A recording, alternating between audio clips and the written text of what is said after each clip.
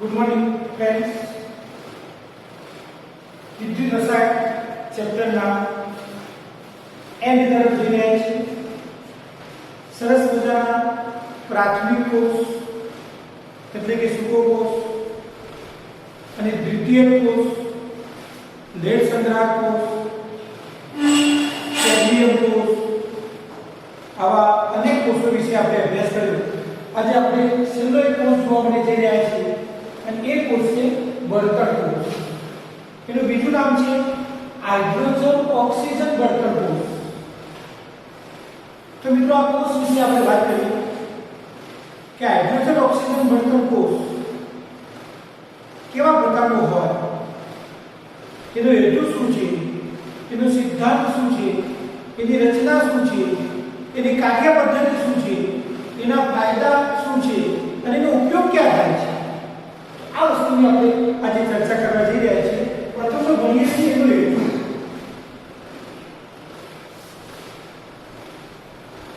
મોટાભાગના મિત્રો thermal power સ્ટેશનની અંદર થર્મલ પાવર સ્ટેશન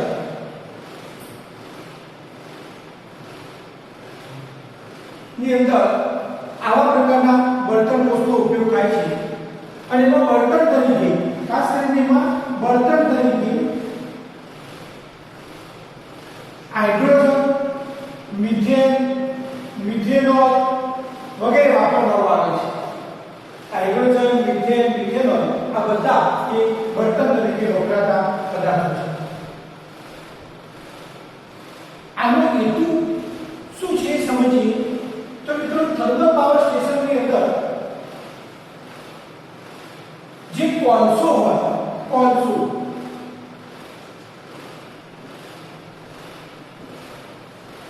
એ કોલસાનું દહન કરી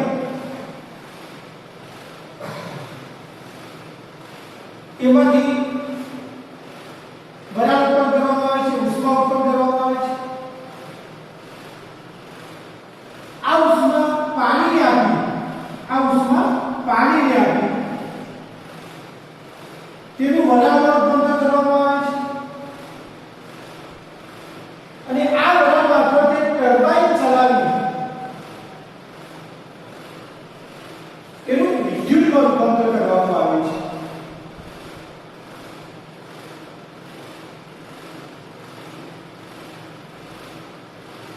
શું કર્યું? સૌપ્રથમ આપણે કોલસો લીધો, એનું દહન કર્યું, એમાંથી ઉષ્મા ઉત્પન્ન થઈ, એ પાણીને આપી, પાણીનું વરાળ ઉત્પન્ન કર્યું, એ વરાળ મારફતે ટર્બાઇન ચલાવી, ટર્બાઇન અને એ ટર્બાઇન દ્વારા આપણે વિદ્યુત ઉર્જામાં રૂપાંતર કરીએ છીએ. મિત્રો આ રીતે અનેક તબક્કા દ્વારા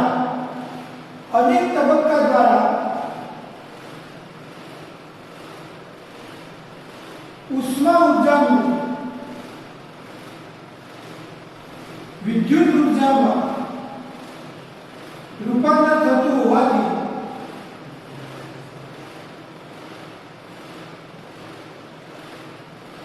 ઉષ્માનો વ્યય થાય છે, ઉર્જાનો વ્યય થાય છે.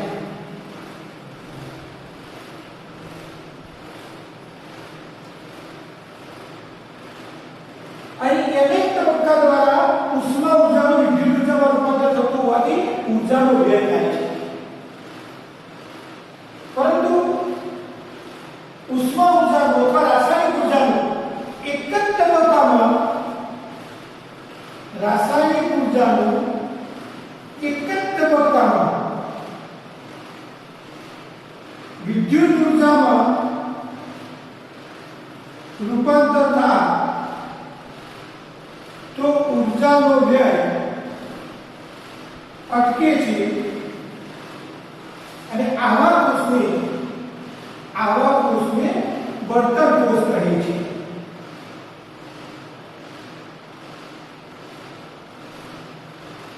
રાસાયણિક ઉર્જાનું એક જ તબક્કામાં વિદ્યુત ઉર્જામાં રૂપાંતર થાય તો ઉર્જાનો વ્યય અટકે છે અને આવા કોષને બળતણ કોષ કહે છે.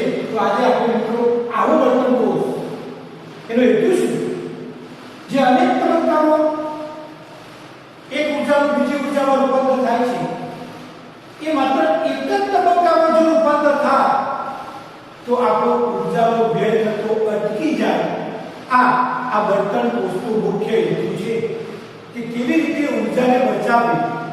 ઊર્જાનો વ્યય થતો બચાવો, તો ઊર્જાનો વ્યય થતો બચાવવા માટે એક જ તબક્કામાં રાસાયણિક ઊર્જાનું વિદ્યુત ઊર્જામાં રૂપાંતર કરી શકે એવા કોષને આપણે બળતણ કોષ તરીકે ઓળખીએ છીએ અને આવો બળતણ કોષ હાઇડ્રોજન ઓક્સિજન બળતણ કોષનો આજે આપણે અભ્યાસ કરવાના છે.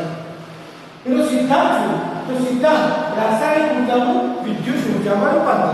તો આપણે પહેલા એનો મિત્રો સિદ્ધાંત લખીએ અને સિદ્ધાંત છે રાસાયણિક ઊર્જાનું વિદ્યુત ઊર્જામાં રૂપાંતર.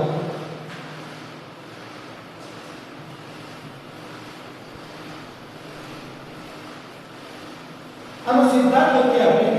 તો સિદ્ધાંત રાસાયણિક ઊર્જાનું વિદ્યુત ઊર્જામાં રૂપાંતર કોની મદદથી? H2 જેવા ઈંધણની મદદથી, બળતણની મદદથી રાસાયણિક ઊર્જાનું વિદ્યુત ઊર્જામાં રૂપાંતર કરી શકે એવો એનો સિદ્ધાંત છે આ બળતણ કોષનો. હવે મિત્રો એની આપણે રચનાનો અભ્યાસ કરવા જઈ રહ્યા છીએ. કેવા પ્રકારનો બળતણ કોષ હોય એની આપણે આકૃતિ શીખીશું, આકૃતિ દ્વારા સમજીશું. અહીંયા હું એક આકૃતિ દોરવા જઈ રહ્યો છું.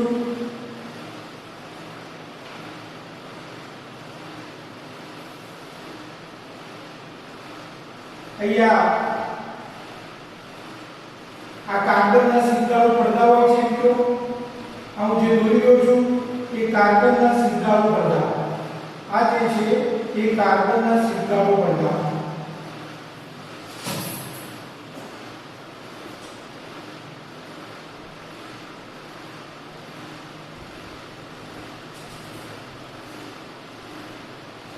અને એની આજુબાજુ પ્લેટિનમ કે પેલેડિયમ ધાતુનો પાવડર લગાવેલો હોય, ચોંટાડેલો હોય એવા પડદા.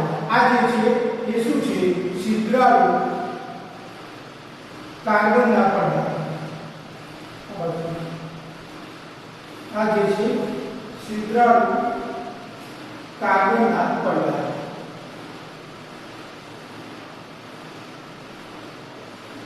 પીટી કે પીડી નો પાવડર લગાવેલા આ બંને પડદા છે. વચ્ચેના ભાગની અંદર NaOH નું દ્રાવણ ભરવામાં આવે છે. અહીં વચ્ચેના ભાગની અંદર NaOH નું દ્રાવણ ભરવામાં આવે છે. આ જે ભરેલું છે એ NaOH નું દ્રાવણ છે. આ જે છે એ NaOH નું દ્રાવણ.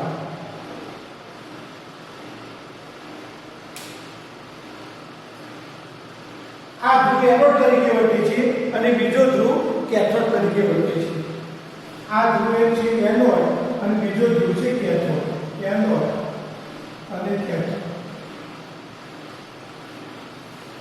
આ પણ સિદ્ધાંત કાર્બનનો છે, આ પણ સિદ્ધાંત કાર્બનનો છે. હા, આ બાજુથી હાઇડ્રોજન વાયુ પસાર કરવામાં આવે છે, આ બાજુથી ઓક્સિજન વાયુ પસાર કરવામાં આવે છે. અહીંથી આપણે હાઇડ્રોજન વાયુ એન્ટર કરીએ છીએ H2 ગેસ. અહીંથી આપણે ઓક્સિજન વાયુ એન્ટર કરીએ છીએ O2 ગેસ.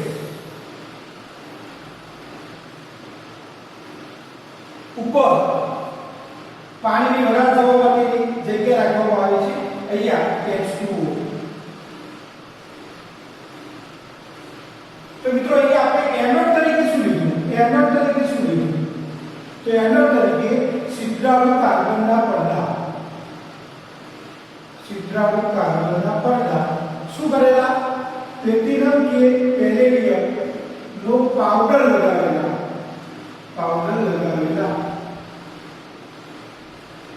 કેથોડ તરીકે તમે શું લીધું?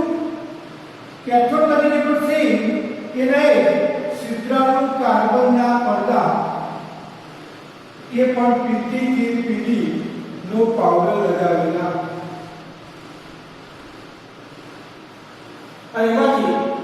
આમાંથી H2 વાયુ પસાર કરવો અને અહીંયા આપણે O2 વાયુ પસાર કરવો. કેથોડ ઉપર O2 વાયુ અને એનોડ ઉપર H2 વાયુ પસાર કરવામાં આવે છે. ચલો વિદ્યુત વિભાજ્ય તરીકે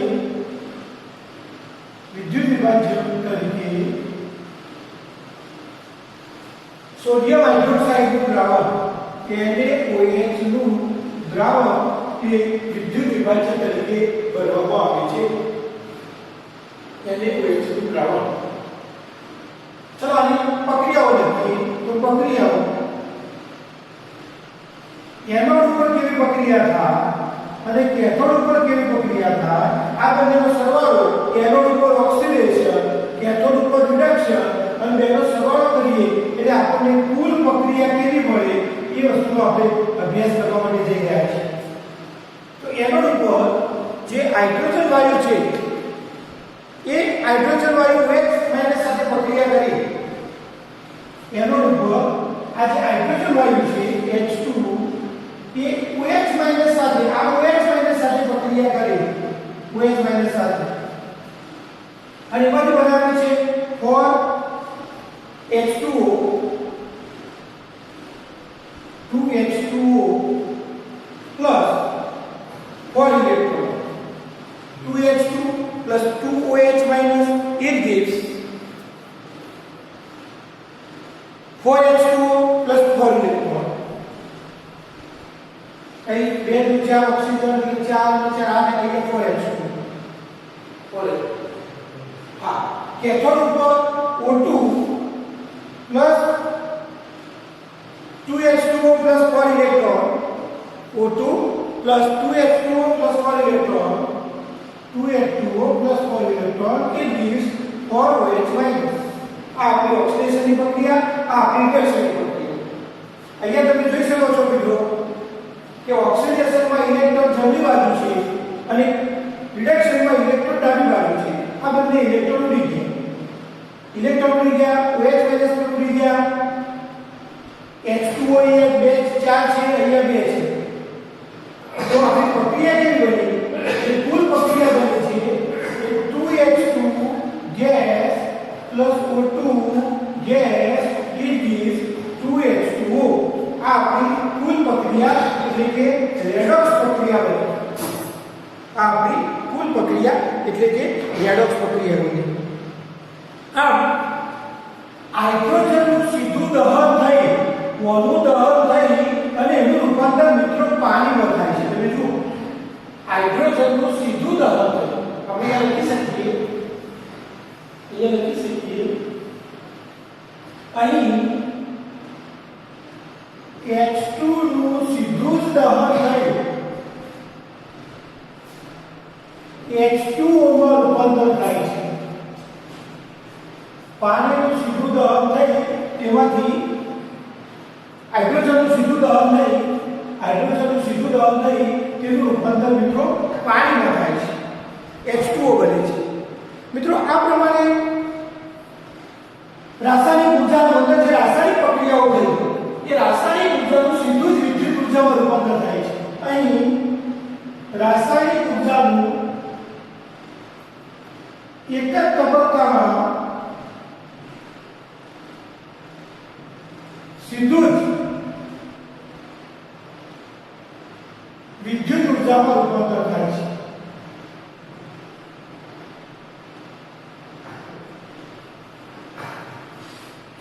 તો આપણે શું ભણ્યા બળતણ કોષમાં મિત્રો? એનો હેતુ ભણ્યા, એનો સિદ્ધાંત ભણ્યા, એની આકૃતિ એટલે કે રચના ભણ્યા, એમાં એનોડ તરીકે શું લેવાય છે, કેથોડ તરીકે શું લેવાય છે, વિદ્યુત વિભાજન તરીકે શું લેવામાં આવે છે, એની એનોડની પ્રક્રિયા, એની કેથોડની પ્રક્રિયા, એની કુલ પ્રક્રિયા અને કુલ પ્રક્રિયા દ્વારા આપણને એટલી ખબર પડી અહીં હાઇડ્રોજન જેવા ઇંધણ પાણીમાં તેનું દહન થઈ આપણને પાણીમાં રૂપાંતર થાય છે એક જ તબક્કામાં. તો અહીં હાઇડ્રોજનનું સીધું જ દહન થઈ પાણીમાં રૂપાંતર થાય છે. અહીં રાસાયણિક ઉર્જાનું એક જ તબક્કામાં સીધું વિદ્યુત ઉર્જામાં રૂપાંતર થાય છે. તો આવા કોષને આપણે બળતણ કોષ તરીકે ઓળખીએ છીએ. અને મિત્રો આ બળતણ કોષના ફાયદા શું છે એનો આપણે અભ્યાસ કરીએ. ફાયદા, આ બળતણ કોષના ફાયદા. નંબર 1, આ કોષ અવાજ ઉત્પન્ન કરતો નથી.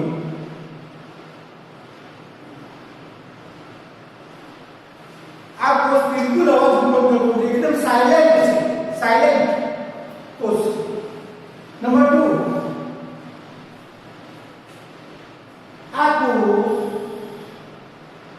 સસ્તો છે. નંબર 3, આ કોષ પ્રદૂષણ ઉત્પન્ન કરતો નથી. પ્રદૂષણ ઉત્પન્ન કરતો નથી. પ્રદૂષણ થતું નથી, સસ્તો છે, અવાજ ઉત્પન્ન કરતો નથી.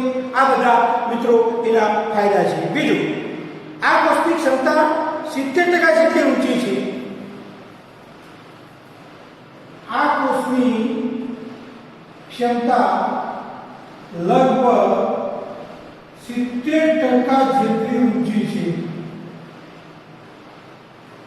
જે થર્મલ પાવર સિસ્ટમની અંદર 40% જેટલી એની ક્ષમતા હોય છે, અહીં એની ક્ષમતા 70% જેટલી હોય છે.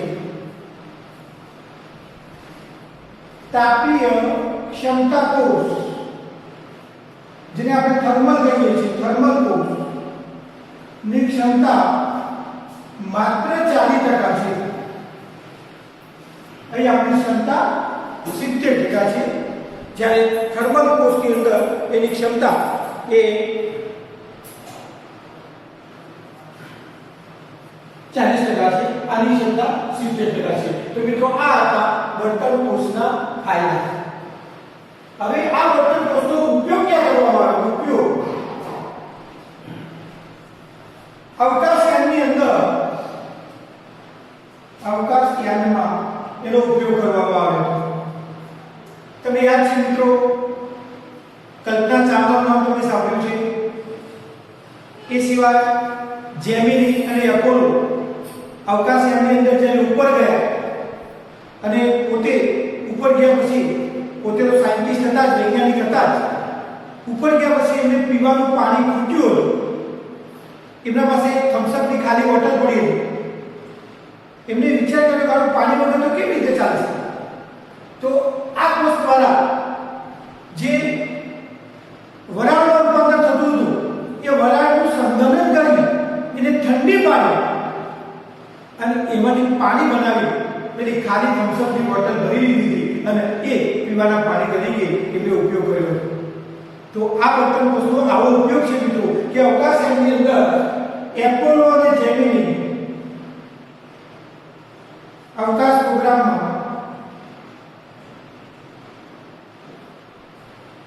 પાણીની વરાળ નું સંઘનન કરી, એટલે કે ઠંડી પાડી તેનું પ્રવાહીમાં રૂપાંતર કરી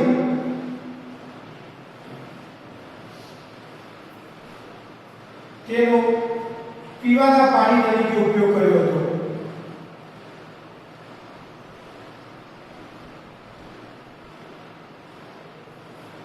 તો મિત્રો અવકાશ પ્રોગ્રામની અંદર પણ આવા બળતણ કોષનો ઉપયોગ કરવામાં આવે છે. તો આ કોષનો આપણે શું શીખ્યા? આ કોષનો હેતુ શીખ્યા, આ કોષનો સિદ્ધાંત શીખ્યા, આ કોષની રચના એટલે કે આકૃતિ શીખ્યા, એમાં થતી પ્રક્રિયાઓ એનોડ, કેથોડ અને કુલ પ્રક્રિયા શીખ્યા. ત્યાર પછી આ કોષના ફાયદા શીખ્યા અને આ કોષના ઉપયોગ શીખ્યા. તો આવો 3 માર્ક્સનો પ્રશ્ન જ્યારે આપણા બોર્ડની અંદર પૂછાય તો આટલી વસ્તુનો મિત્રો સમાવેશ કરવાનો. હેતુ, એનો સિદ્ધાંત, એની રચના, એની પ્રક્રિયાઓ એનોડ, કેથોડ અને કુલ પ્રક્રિયા, એના ફાયદા અને એનો ઉપયોગ, આટલું લખો એટલે આપણા સરસ મજાના 3 માર્ક્સ પરીક્ષાની અંદર આ બળતણ કોષના મળી જાય. આ તો આપણો વિદ્યુત રસાયણનો છેલ્લો પ્રશ્ન. અને હવે મિત્રો આપણે દાખલાઓની દુનિયામાં જવા જઈ રહ્યા છીએ. અહીંયા આપણે થિયરીનો વિભાગ પૂરો કરીએ છીએ અને દાખલાઓનો વિભાગ શરૂ કરવા જઈ રહ્યા છીએ.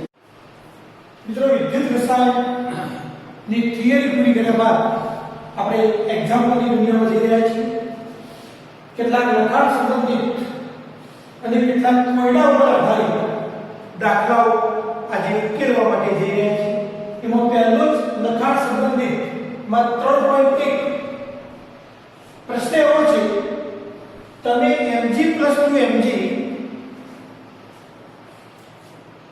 Mg+2Mg પ્રણાલીનો પ્રમાણિત વિદ્યુત ધ્રુવ પોટેન્શિયલ કેવી રીતે નક્કી કરશો? આપણે મેગ્નેશિયમ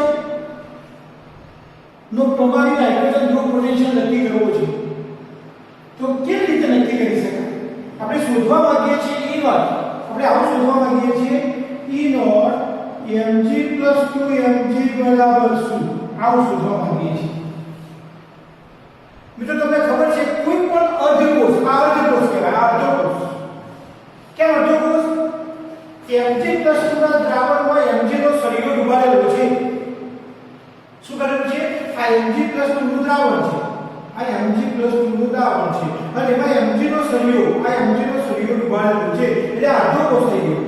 અને આ અર્ધકોષને જ્યારે કોઈ બીજા અર્ધકોષ સાથે જોડવામાં આવે, ખાસ કરીને પ્રમાણિત હાઇડ્રોજન ધ્રુવ, ત્યારે સંપૂર્ણ કોષ બની જાય છે.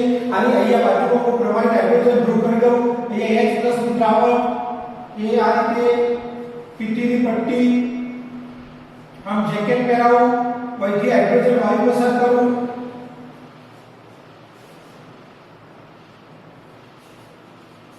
આ પીટીની પટ્ટી છે, આ સરળ બહાર કાઢો, અહીંયા હું ગેલ્વેનોમીટર સાથે જોડી દઉં, અહીંયા હું ક્ષાર સેતુ મૂકી દઉં, અહીંયા હું ક્ષાર સેતુ મૂકી દઉં. તો અહીંયા મેગ્નેશિયમના ધ્રુવને, અર્ધકોષને આપણે પ્રમાણિત હાઇડ્રોજન ધ્રુવ સાથે જોડ્યું. આ છે આપણો પ્રમાણિત હાઇડ્રોજન ધ્રુવ. તો આ કોષની રચના લખવી હોય તો કેવી રીતે લખાય? તો મિત્રો આ કોષની રચના લખવી હોય તો પ્રમાણિત હાઇડ્રોજન ધ્રુવ સાથે જ્યારે જોડ્યો ત્યારે એક કોષની રચના આપણે લખવી હોય તો આ રીતે લખાય. આ કોષની રચના કેવી રીતે લખાય? mg + 2 ક્ષાર સેતુ, mg + 2 ક્ષાર સેતુ, H+ H2PT, આ ગેસ, આ એક બાર, આ એક્વાયર્સ, એક મોલર. આ રીતે લખાય. આ આપણા કોષની રચના લખી કહેવાય. કોષની આપણે આ રચના લખી કહેવાય. અને આ કોષની રચના લખી, હવે આ કોષમાં કઈ ઓક્સિડેશન પ્રક્રિયા થાય અને કઈ રિડક્શન પ્રક્રિયા થાય? આનો મારે ઇનવર્ટ સેલ કરવો હોય, આનો મારે ઇનવર્ટ સેલ, આખા કોષનો ઇનવર્ટ સેલ બરાબર ઇનોટ રિડક્શન કેથોડ માઈનસ ઇનોટ રિડક્શન એનોડ. એટલે કે કેથોડ ઉપર થતી પ્રક્રિયા, આ પ્રક્રિયા કેથોડ ઉપર થાય છે, આ પ્રક્રિયા એનોડ ઉપર થાય છે. તો કેથોડ ઉપર રિડક્શન, કેથોડ ઉપર રિડક્શનની પ્રક્રિયા E નોટ અને રિડક્શનની પ્રક્રિયા H+/H2 અથવા 1/2 માઈનસ E નોટ એનોડ ઉપર પણ રિડક્શન, એનોડ ઉપર reduction mg + 2mg, mg + 2mg. આવા પ્રકારની પ્રક્રિયા મિત્રો લખાય. બીજું, આપણે આનો ઇનર્ટ સેલ ગણવો હોય તો આનો 0 છે, તો આનો 0 છે તો આપણે 0 લખીએ તો E = 0.00 minus E naught mg + 2mg.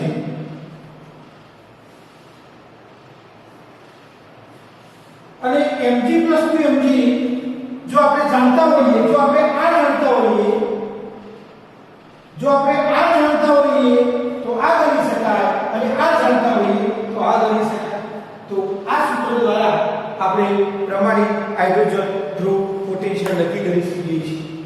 હવે મિત્રો આનો પોટેન્શિયલ આપણને ખબર છે 2.36, અહીંયા મૂકીએ 2.36 -2.36 તો માઈનસ માઈનસ પ્લસ થઈ જશે અને આપણને જવાબ મળશે. અને આખા કોષનો 2.36 મૂકીએ, જુઓ E = 0.00 માઈનસ -2.36. આ ક્યાંથી લાયા? EMF શ્રેણી ઉપરથી. અને therefore ઇનર્ટ સેલ બરાબર +2.36 વોલ્ટ. આખા કોષનું જે પોટેન્શિયલ મળે છે એ +2.36 વોલ્ટ મળે છે. તો આ રીતે મિત્રો આપણે આખા કોષનો પોટેન્શિયલ ગણી શકીએ. અને આખા કોષનો આપેલો હોય તો અર્ધ કોષનો પણ ગણી શકાય. હવે ધારો કે આપણો આખા કોષનો આપેલો છે, તો આપણો આખા કોષનો ઇનર્ટ સેલ બરાબર 0.00 minus E naught mg + 2mg. ચલો આખા કોષનો આપણને 2.36 આપેલો છે તો 0.00 minus E naught mg + 2mg. અને mg + 2mg = -2.31 આ રીતે પણ મળે, જે આગળ વસ્તુ મળી અહીંયા મૂકી દો તો આપણને અડધા વસ્તુ મળે. તો આ રીતે મિત્રો આપણે પ્રમાણિત વિદ્યુત ધ્રુવ પોટેન્શિયલ કરી શકીએ છીએ. દરેક વ્યક્તિએ આ સૂત્ર યાદ રાખવાનું છે. આ સૂત્ર ખાસ યાદ રાખવાનું. આ સૂત્ર આવડતું હોય તો હવે તો તમે આવા પ્રકારનો દાખલો ગણી શકો. તો આ સૂત્ર દરેક મિત્રો યાદ રાખો. બીજું મિત્રો, તમે ઝીંકના પાત્રમાં કોપર સલ્ફેટનું દ્રાવણ ભરી શકશો? જો ઝીંકના પાત્રમાં મિત્રો, આ પાત્ર આપણું છે ઝીંકનું. આ પાત્ર આપણને જે આપેલું છે Zn નું પાત્ર.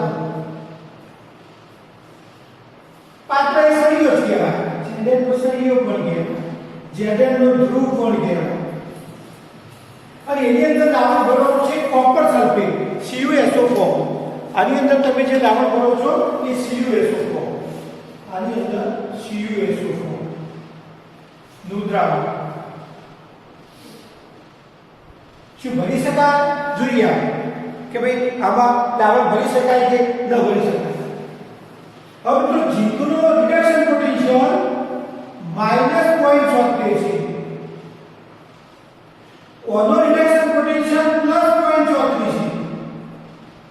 તમને ખબર હોય તો અહીંયા લખી જોઈએ E0 Zn + 2Zn = -0.76 વોલ્ટ અને E0 mg Cu + 2Cu = +0.34 volt.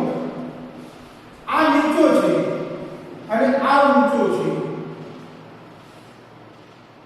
નીચો વાયુનું પાત્ર લઈએ અને ઊંચો વાયુનું દ્રાવણ લઈએ તો મિત્રો પ્રક્રિયા થાય.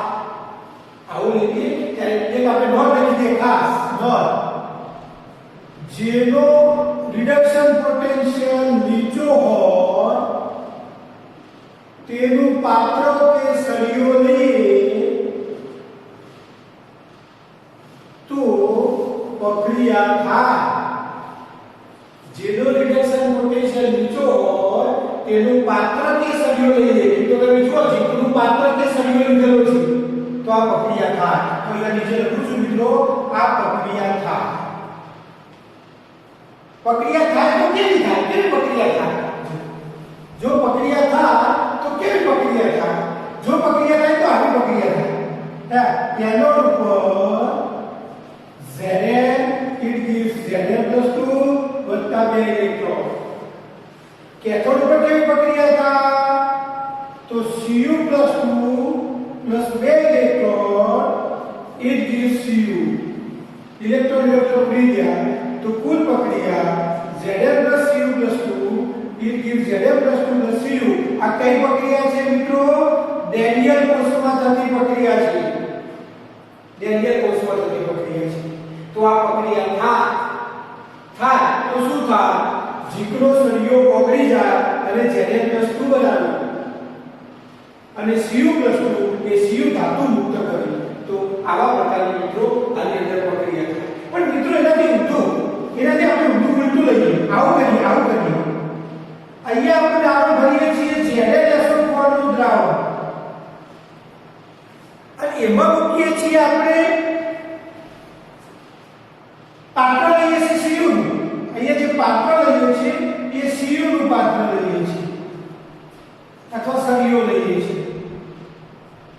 તો આમાં પ્રક્રિયા થતી નથી. પ્રક્રિયા ન થાય. આવું લખીએ તો પ્રક્રિયા થતી નથી અને અહીંયા પ્રક્રિયા થાય છે. તો મિત્રો આવા પ્રકારના અનેક પ્રશ્નો બને કે ભાઈ સોનાના પાત્રમાં ચાંદીનું દ્રાવણ ભરી શકાય? ચાંદીના પાત્રમાં સોનાનું દ્રાવણ ભરી શકાય? આવા અનેક પ્રકારના પ્રશ્નો આના ઉપરથી મિત્રો તમે બનાવી શકો. માત્ર એટલું યાદ રાખવાનું, જેનો રિડક્શન પોટેન્શિયલ નીચો હોય એનો સળિયો કે પાત્ર લઈએ તો પ્રક્રિયા થાય. ઊંચો હોય તેવું લઈએ તો ન થાય. આટલી વસ્તુ તમે યાદ રાખો તો દરેક પ્રશ્નનો આપણને આમાં જવાબ આવી જાય. અને હવે મિત્રો એક સરસ મજાનો કોયડો 3.1 ઉકેલવા માટે જઈ રહ્યા છીએ. આપણી પાસે પ્રક્રિયા આપી છે સરસ મજાની આપણી પાસે આ પ્રક્રિયા છે આ પ્રક્રિયા આપેલી છે આપણે ગણવાનું છે ઈ શેર આપી દીધો છે ઈ નોટ શેર આપી દીધો છે ઈ નોટ શેર અને ગણવાનું છે ઈ શેર તો મિત્રો આ દાખલો ઉકેલવાનો પ્રયત્ન કરીએ તમે એ જોઈ શકો છો મિત્રો પ્રક્રિયા જે આપી છે એમાં mg માંથી mg પ્લસ નું બને છે અને ag પ્લસ માંથી ag બને છે આમાંથી આ બને છે તો અહીંયા હું એનોડની પ્રક્રિયા લખું આપણી એનોડની પ્રક્રિયા શું થતી હશે તો એનોડની પ્રક્રિયાની અંદર mg it gives mg plus 2 plus 2 electron આ આપણી ઓક્સિડેશનની પ્રક્રિયા અને કેથોડ ઉપર 2Ag plus 2 electron it gives 2Ag આ આપણી રિડક્શન પ્રક્રિયા તમે સરવાળો કરો તો ઇલેક્ટ્રોન બી જાય અને આપણી ઉપરની પ્રક્રિયા આવી જાય ઉપરની પ્રક્રિયા કઈ આવી જાય તો Mg plus 2Ag plus કે જેની સાંદ્રતા છે 0.0001 mall it gives Mg plus 2 plus 2Ag જેની સાંદ્રતા છે 0.130 મોલ આ મિત્રો આપણી નિપજો છે આ આપણી નિપજો છે આ આપણા પ્રક્રિયકો છે અને હવે આપણું નષ્ટ સમીકરણ મૂકીએ તો નષ્ટ સમીકરણ મુજબ આપણું નષ્ટ સમીકરણ કયું સમીકરણ E cell is equal to E naught cell minus RT by LF ln નિપજોની સાંદ્રતા ભાગ્યા પ્રક્રિયકોની સાંદ્રતા પરંતુ મિત્રો RT by F નું મૂલ્ય 0.059 છે તો E is equal to E naught cell minus 0.059 by n log નિપજોની સાંદ્રતા અહીંયા નિપજોની સાંદ્રતા ભાગ્યા પ્રક્રિયકોની સાંદ્રતા અહીંયા લખીએ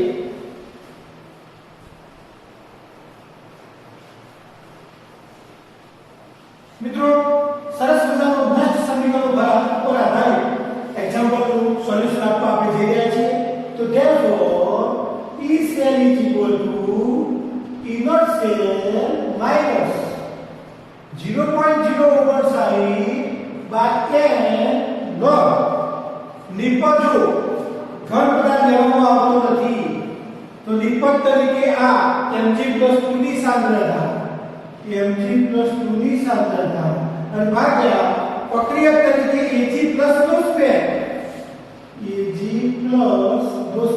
એટલું ધ્યાન રાખવાનું આ જે સહગુણક છે એ સહગુણક ઉપર ઘાતાંકમાં જતો રહે એટલું ધ્યાન રાખવાનું આ ભૂલ ન થવી જોઈએ અને એ જ ઇક્વલ ટુ મિત્રો E naught cell આપી દીધો છે 3.17 minus 0.019 upon n એટલે ઇલેક્ટ્રોન જો અહીંયા ઇલેક્ટ્રોન કેટલા હતા આ બે ઇલેક્ટ્રોન આયન છે n ઇલેક્ટ્રોન તો બે log ચલો Mg+2 ની સાંદ્રતા કેટલી છે 0.130 અને ભાગ્યા Ag+ ની સાંદ્રતા કેટલી છે 0.0001 નો square and is equal to 3.17 minus 0.0296 log 0.130 ભાગ્યા 0.0001 નો સ્ક્વેર આપણે જો કરીએ તો એનો આન્સર આવે છે log 1.3 ગુણ્યા 10 ની 7 ઘાત આટલાનું સાદુરૂપ આપવામાં આવે આટલાનું તો 1.3 ગુણ્યા 10 ની 7 ઘાત હવે મિત્રો આનો લગ જોવામાં આવે અને સાદુરૂપ આપવામાં આવે તો આનો આપણો જે E સેલ મળે છે ઘેર જઈ કેલ્ક્યુલેટરની મદદથી ઘેર બેઠા આપણે આનું સાદુરૂપ આપીશું, એનો લોગ જોઈશું. લોગ ટેબલની જરૂર પડે અથવા કેલ્ક્યુલેટરમાંથી તમે લોગ જોઈ શકો. તો એનો આન્સર શોધવામાં આવે તો જે ઈ સેલ મળે છે મિત્રો, એ આપણો જવાબ મળે છે 3.17 - 0.21. તો 3.17 - 0.21 અને આમાંથી 3.17 માંથી 0.21 બાદ કરવામાં આવે, 7 માંથી 1 0 6, 11 માંથી 2 9, એ આ બધી રીતે 2, તો આપણો જવાબ આવે છે 2.961. કેટલો આન્સર આવ્યો? 2.961. આપણે શેનો ઉપયોગ કર્યો? સરસ મજાનું આપણું આ નષ્ટનું જે સમીકરણ છે એ નષ્ટના સમીકરણનો ઉપયોગ કરી અને સરસ મજાનું કોયડું 3.1 ને ઉકેલવાનો પ્રયત્ન કર્યો. તો આ રીતે નષ્ટના સમીકરણનો ઉપયોગ કરી તમે સરસ મજાનો દાખલો ગણી શકો. કઈ રીતે તો ઇનર સેલ આપી દીધો છે, ઇનર સેલ આપ્યો છે, ઈ સેલ કરવાનો છે, આ આપ્યો છે, આ આપ્યો છે, આ કરવાનું છે. આ બધું પ્રક્રિયામાંથી બની જવાબ બની. તો આ રીતે મિત્રો તમે જવાબ શોધી શકો. કોઈનો 3.2 ઉકેલવા માટે જઈ રહ્યા છીએ. અહીં એક સરસ મજાની પ્રક્રિયા આપી છે. કેવી પ્રક્રિયા છે? Cu + 2Ag it gives Cu + 2 + 2Ag. આવા પ્રકારની એક પ્રક્રિયા આપણે આપેલી છે. આ પ્રક્રિયામાં તમે જોઈ શકો છો કે Cu નું રૂપાંતર Cu + 2 માં થાય છે અને Ag + નું રૂપાંતર Ag માં થાય છે. અહીં ઓક્સિડેશન અવસ્થા 0 માંથી +2 અને અહીંયા +2 માંથી 0. એટલે ઉપરની પ્રક્રિયા ઓક્સિડેશન છે અને નીચેની પ્રક્રિયા રિડક્શન છે. અહીંયા ઇલેક્ટ્રોનનો ફેરફાર કેટલો હોય? 2. તો અહીંયા n બરાબર 2, એટલે કે ઇલેક્ટ્રોનનો ફેરફાર. બીજું ઇનર્ટ સેલ આપણને આપી દીધું છે. ઇનર્ટ સેલ બરાબર 0.47 મોલ. આ બે વસ્તુ આપણને આપેલી છે અને ગણવાનું શું છે? તો આપણે ગણવાનું છે k બરાબર શું? k ગણવાનું છે. આટલી વસ્તુ આપણને આપેલી છે. k ગણવાનું છે. તો ચાલો મિત્રો k ગણવા માટે આપણે નષ્ટ સમીકરણ મુજબ E cell is equal to inert cell minus 0.0 log નિપજોની સાંદ્રતા ભાગ્યા પ્રક્રિયકોની સાંદ્રતા, એટલે કે C1/C2.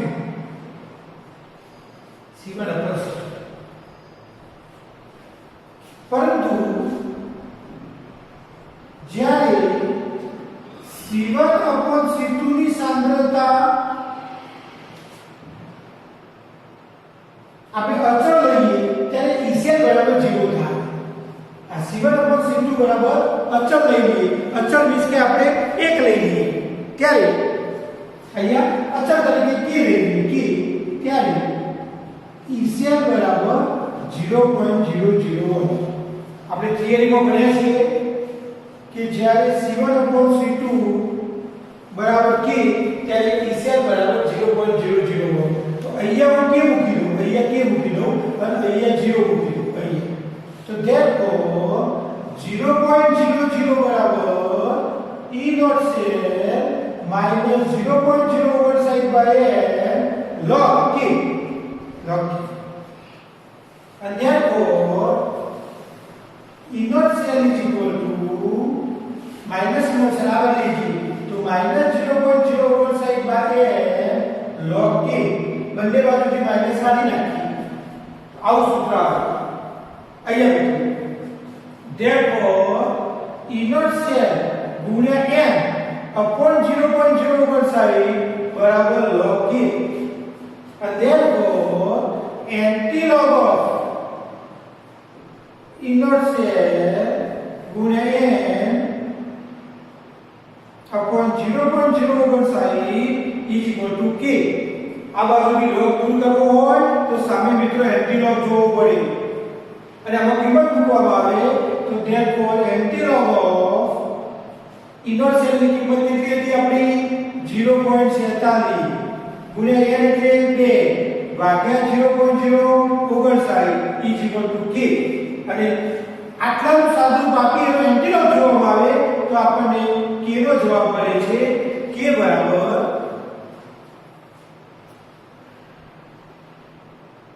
3.92 × 10⁻15 3.92 ગુણ્યા 10 ની 15 ઘાત આ આપણો આન્સર મળ્યો છે કે નો આટલાનો તમે ઘેર બેઠા બેઠા સાદો વાપરી કેલ્ક્યુલેટરનો ઉપયોગ કરી શકો એન્ટિલોપ જોઈ શકો લોગ ટેબલની મદદથી અને તમે જવાબ શોધો એટલે આપણો કે નો આન્સર મળે છે 3.92 ગુણ્યા 10 ની 15 ઘાત આ આપણો કોયડો 3.2 શું કર્યું મિત્રો આપણી પાસે જે પ્રક્રિયા આપી છે એમાંથી ઓક્સિડેશન અને રિડક્શનની પ્રક્રિયા બહાર કાઢી આનો ઓક્સિડેશન આ 0 છે આનો ઓક્સિડેશન આ +2 છે 0 માંથી 2 એટલે 2 નો વધારો અહીંયા 2 નો ઘટાડો છે વધારો એટલે ઓક્સિડેશન અને ઘટાડો એટલે રિડક્શન ઇલેક્ટ્રોનના ફેરફાર કેટલા હોય 2 n બરાબર 2 ઇનર્શિયલ આપી દીધું છે કે શોધવાનો છે આપણું નશનું સમીકરણ વાપર્યું એમાં જ્યારે આ કે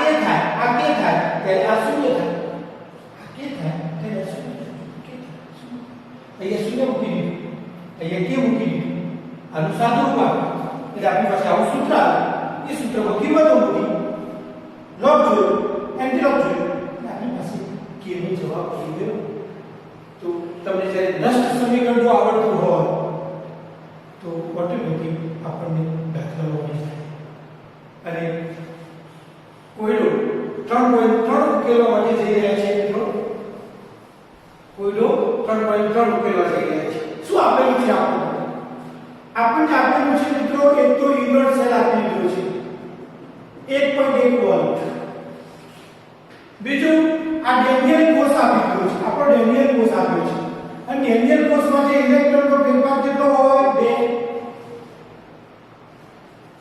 ગણવાનું શું છે ડેલ્ટા G0 ગણવાનું છે મિત્રો બીજું ફેરાડે એટમની કિંમત 96487 કુલમ આપણને ખબર છે તો આપણું સૂત્ર આ બંનેના સંબંધ ધરાવતું સૂત્ર કયું આ બંને વચ્ચે સંબંધ ધરાવતું સૂત્ર delta G0 NF E not છે સૂત્ર છે સરસ મજાનું આ એક સૂત્ર જે આપણે ભણી ગયા છે અને આ સૂત્રમાં આપણે n ની કિંમત -2 ગુણ્યા m એટલે 96487 અને ગુણ્યા ઇનોટ સેલ એટલે 1.1 આ ત્રણનો ગુણાકાર કરવામાં આવે તો એનો આપણો આન્સર મળે છે મિત્રો